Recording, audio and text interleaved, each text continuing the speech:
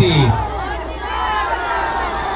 Mi piace vedervi con queste bandierine che sono con i colori del Papa. Dobbiamo fare una preghierina per il Papa che purtroppo è malato. E poi non riesco a leggere questa bella scritta multicolori. Cosa sta scritto? La mitica San Giovanni Bosco. Istituto Comprensivo San Giovanni Bosco. Benvenuto al nostro vescovo. Benissimo. Sapete chi era San Giovanni Bosco? Era un sacerdote che amava molto i bambini e i ragazzi.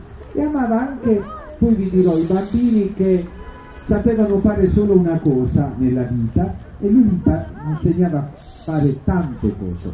Poi vi racconterò una storiella.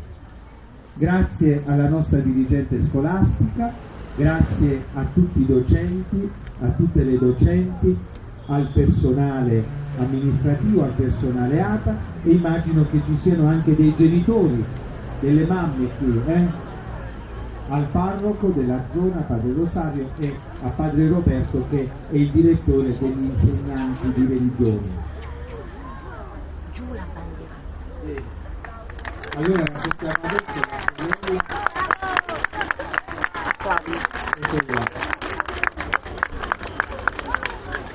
sì. Allora bambini, voglio raccontarvi due storie. La prima riguarda Don Bosco e un'altra una storia bella, si chiama Il dono del re, che ho raccontato in tutte le scuole della diocesi, da Catania fin su. Allora, anzitutto Don Bosco era un sacerdote che viveva a Torino. Un giorno Don Bosco, dopo aver finito la messa, vide avvicinarsi un ragazzo.